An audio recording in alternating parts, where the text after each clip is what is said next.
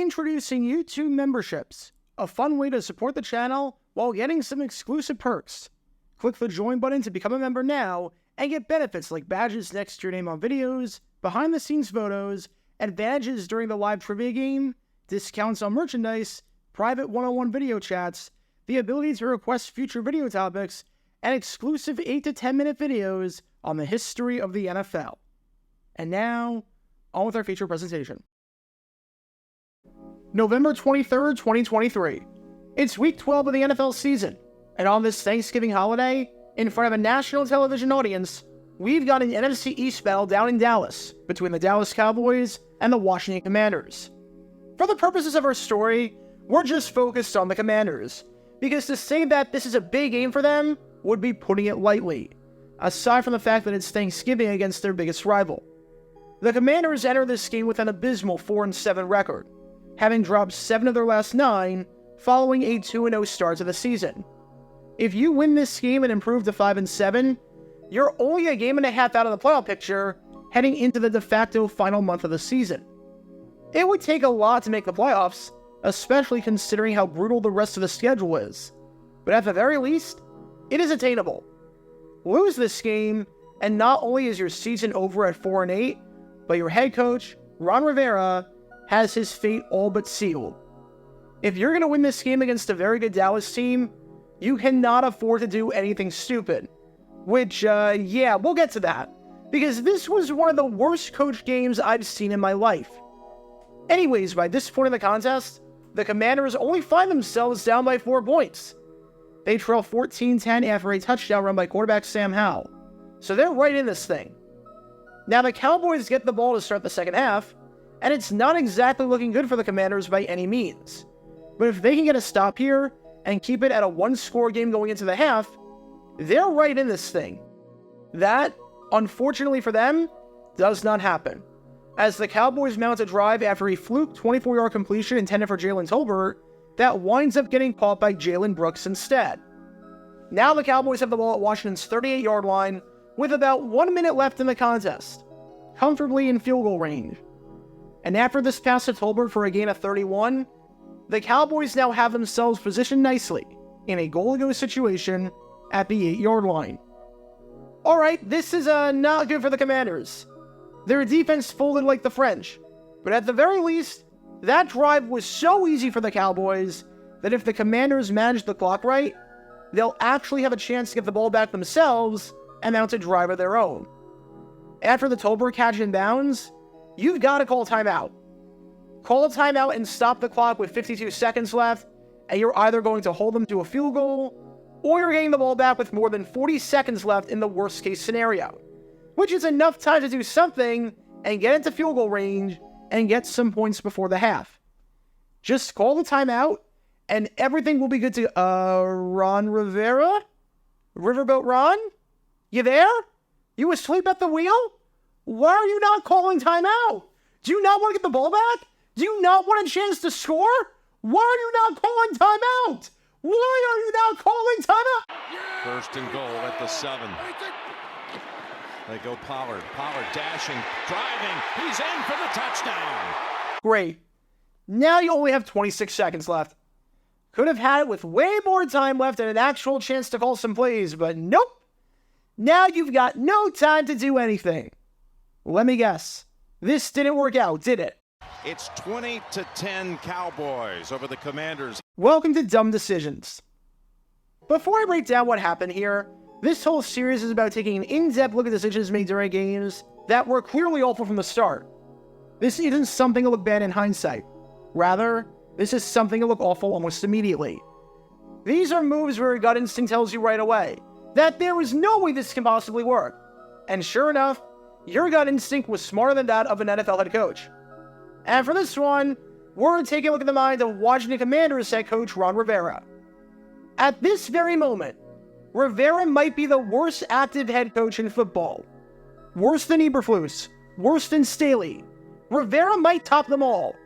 To the point where after that 45-10 embarrassment on national TV to drop 8 of their last 10, primarily because of horrible coaching, seeing as there were about 6 or 7 things that Rivera did in this game that I strongly disagree with, I'm not sure if, By the time you're watching this video, he will even still have a job. Seriously, if that Thanksgiving Day massacre was the last game he ever coaches, it wouldn't shock me, because holy cow, that was bad. I've talked about Rivera before and how bad of a coach he's been this season, so you can learn more about a previous dumb decision he had by clicking the card in the upper right corner. And this one is up there with one of the worst. Just inexcusable on so many levels. So with that being said, let's take a look at why not calling a timeout with 52 seconds left on the clock and the Cowboys in a goal-to-go situation, and instead letting the clock run all the way down to 30 seconds is a really bad idea. What's the goal here if you're Washington? What's the end game? Simple. You want to get the ball back. You want to have enough time to potentially mount a drive of your own, especially for two reasons in particular, not including the fact that the goal of the game is to score more points than your opponent. And right now, you have fewer points than your opponent, so you need to make up possessions however you can.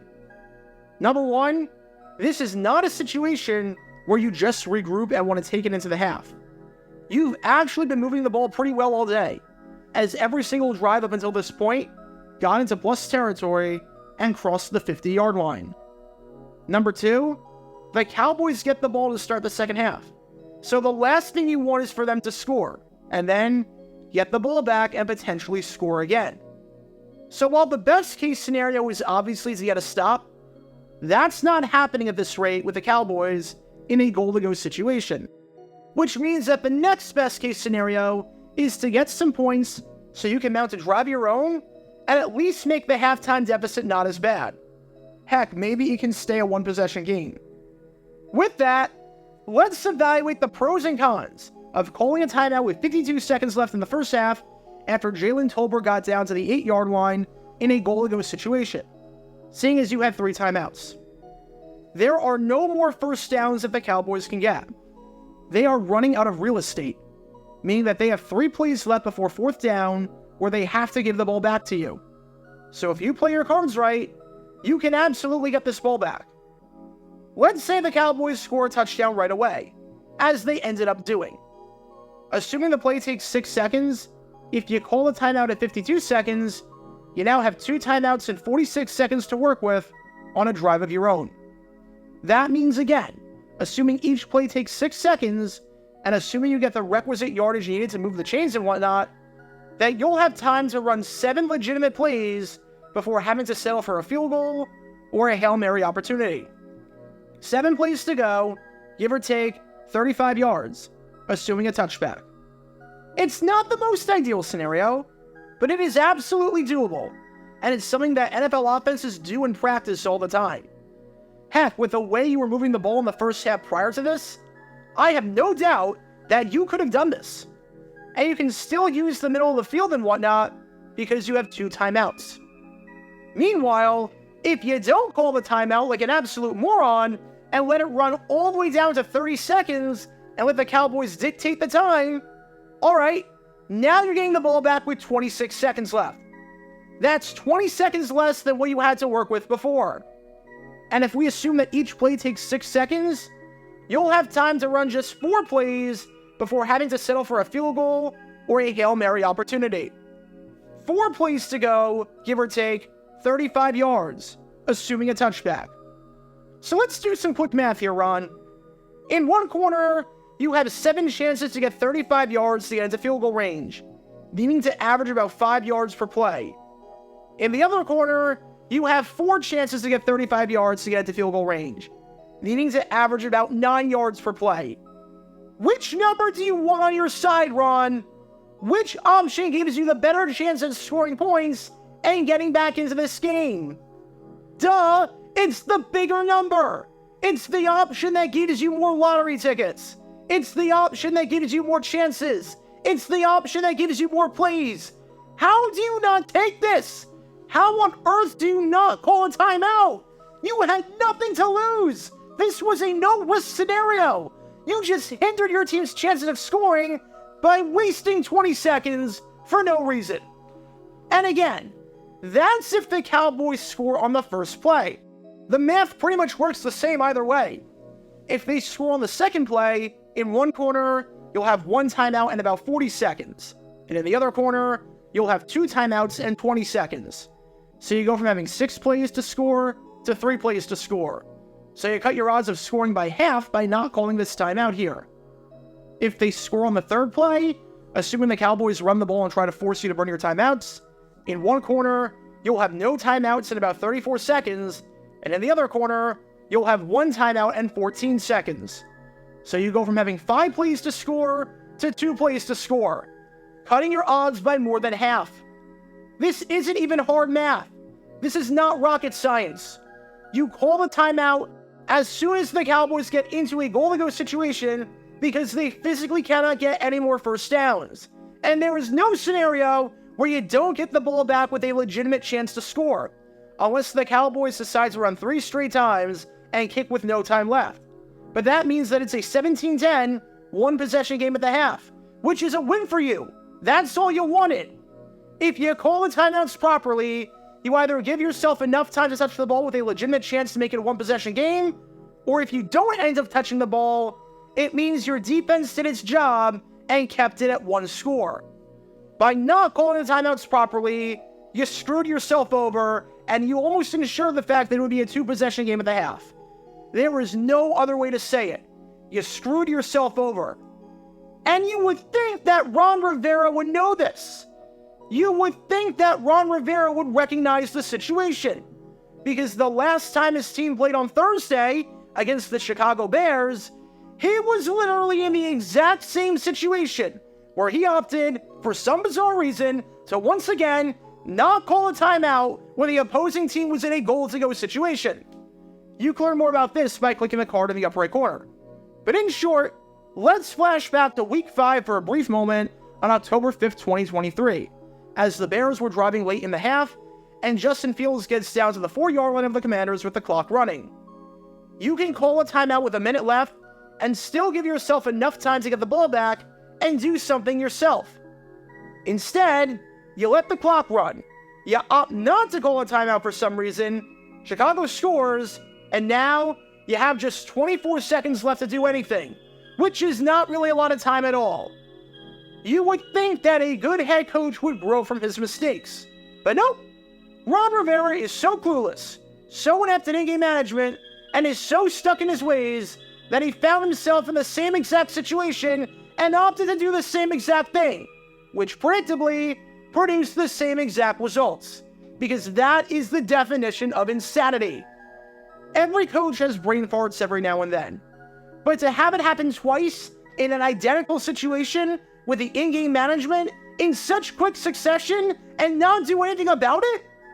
If it's not obvious from that Ron Rivera needs to go, then I don't know what is. He is so bad at this, guys, like really, really bad. We all know that Ron Rivera is going to get fired at some point. There is no way he is on the sidelines for the Commanders in 2024. The only question at this point is when. Do they do it when they're officially mathematically eliminated? Do they do it when they inevitably lose to the Miami Dolphins going into their bye week?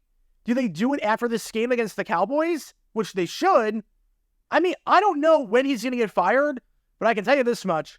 There is no way that Rivera is back next season, and he should be fired right as you're watching this video.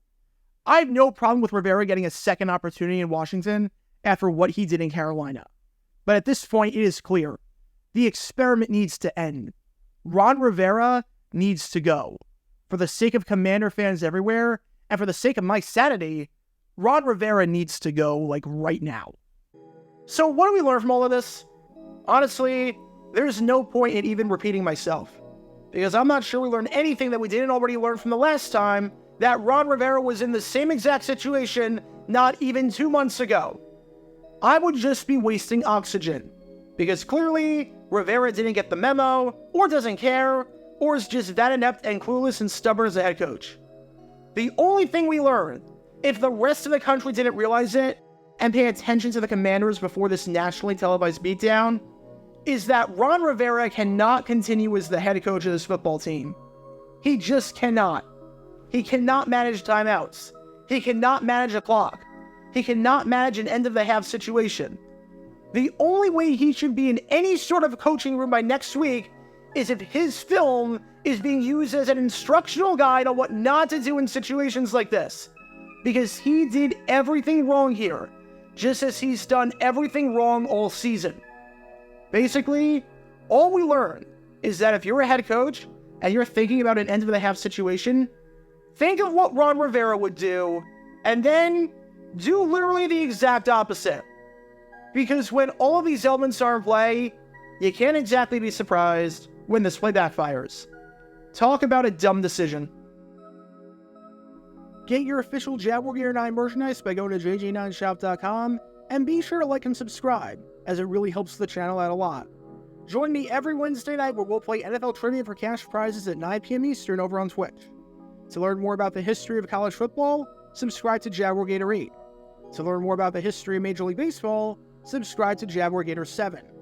Also, special thanks to all of our Patreon supporters for helping out the channel. Your support is greatly appreciated. See how you can become a patron and request future video topics in the description below.